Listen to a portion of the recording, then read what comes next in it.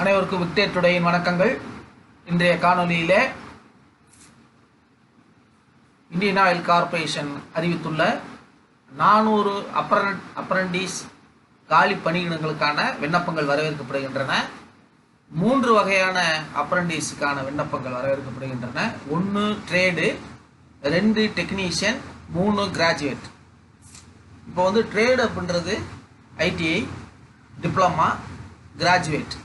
இந்த 3 படிப்பு படித்தவங்களுக்கு அப்ரண்டிஸ் வரவேற்கப்படுகின்றன. ஸ்டைபண்டு உண்டு.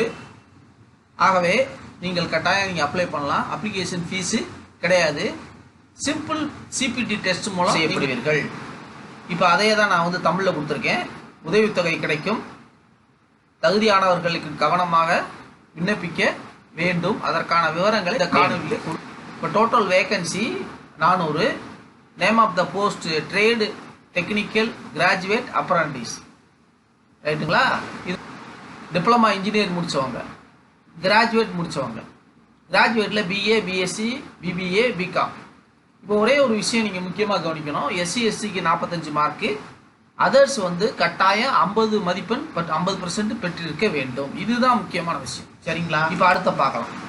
இப்போ இதனுடைய ரெக்ரூட்மெண்ட் நோட்டிஃபிகேஷனை அந்த டேபிள் காலத்தை பார்க்கணும் அப்படின்னா இந்த வெப்சைட்டுக்கு நீங்கள் போனீங்கன்னா டேபிள் காலத்தை நீங்கள் பார்த்துக்கலாம்.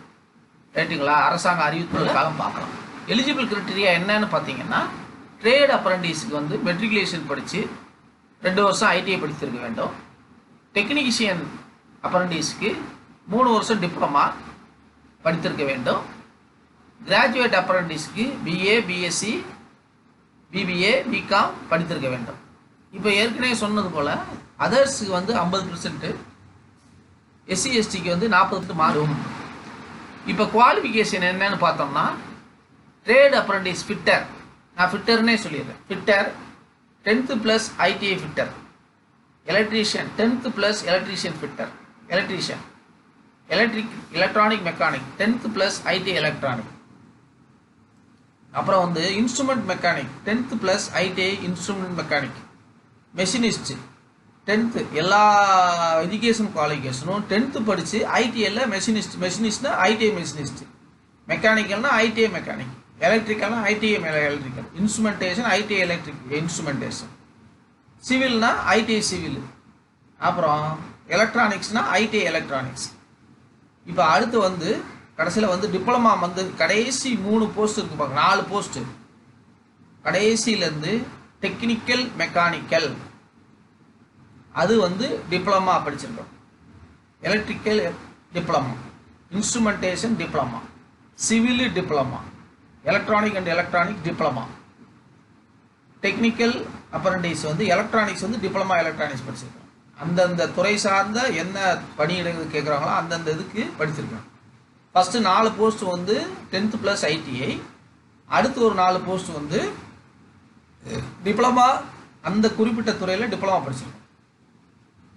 கடைசி வந்து ட்ரேட் அப்ரண்டிஸ் வந்து கிராஜுவேட் படிச்சிருக்கோம்.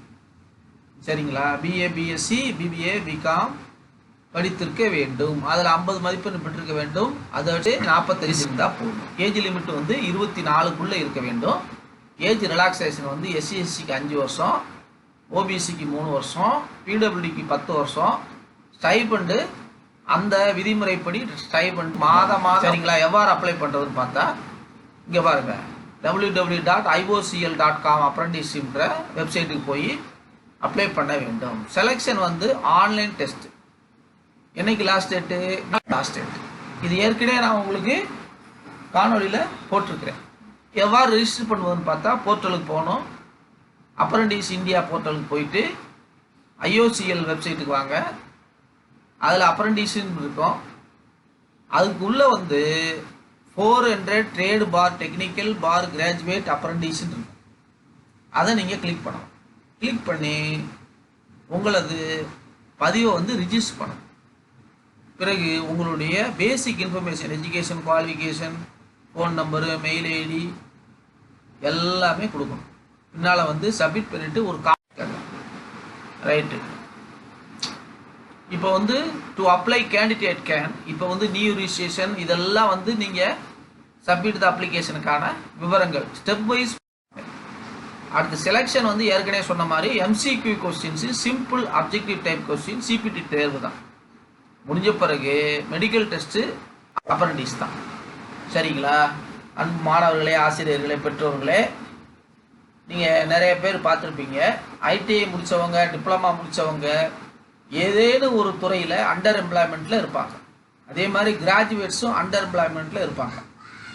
இப்போ குறிப்பாக SC ST 5 வருஷம் ரிலாக்ஸேஷன் உண்டு, OBCக்கு 3 வருஷம் ரிலாக்ஸேஷன் உண்டு. சார் நான் முடிச்சு ரொம்ப நாள் ஆச்சு, பரவாயில்ல, நீங்கள் இந்த ரிலாக்ஸேஷனை பார்த்து SC ST OBC வந்து கட்டாயம் இதை அப்ளை பண்ணுங்கள். கிராமப்புற மாணவர்களுக்கு இது குறித்த விழிப்புணர்வு இல்லை. ஏதேனும் ஒரு கம்பெனியில் குறைந்த சம்பளத்தில் அண்டர் எம்ப்ளாய்மெண்ட்டில் இருப்பாங்க. இந்த இந்தியன் ஆயில் கார்பரேஷனில் அப்ரண்டிஸ் முடிச்சிங்கன்னா திரும்பவும் நீங்கள் வந்து நிரந்தர பணிக்கு நீங்கள் தேர்வு செய்யப்படலாம். இந்த மாதிரியான வாய்ப்பு வந்து உங்களுக்கு கிடைக்குது. அரிய வாய்ப்பை நழுவ விட்டுறாங்க. சரிங்களா? அப்ரண்டிஸில் வந்து உங்களுக்கு எந்த செலவும் கிடையாது, அப்ளை பண்ணுறதுக்கும் கிடையாது, அப்ரண்டிஸ் வேலைக்கு போகிறதுக்கு போதும் கிடையாது. உங்களுக்கு வந்து ஸ்டைபண்ட் கொடுத்துருவாங்க. நீங்கள் அழகாக ஸ்டைபண்டை முடிச்சுட்டு அதே கம்பெனியில் வேலை வாங்கி IOCL வேலை பார்க்கலாம், இல்லை வேறு ஏதாவது ஒரு கம்பெனியில் நீங்கள் விருப்பப்பட்டால் வேலைக்கு போயிடலாம். சரிங்களா? இந்த வாய்ப்பை நழுவ விடாதீங்க. ஆகவே இந்த செய்தியை வழங்குவது doctor T. Sampathkumar, Victor today education enterprises. இது போன்ற கல்விசார் காணொளிகளை தொடர்ந்து காண சப்ஸ்கிரைப் பண்ணுங்கள், ஷேர் பண்ணுங்கள், லைக் பண்ணுங்கள். இந்த நிறுவனத்துடைய நோக்கம் இன்றைய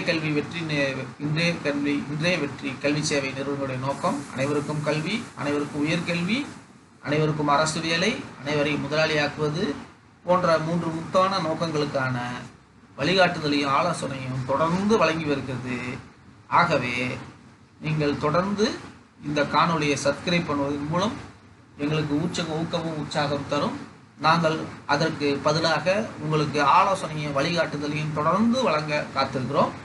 நன்றி, வணக்கம். Doctor T. சம்பத்குமார்.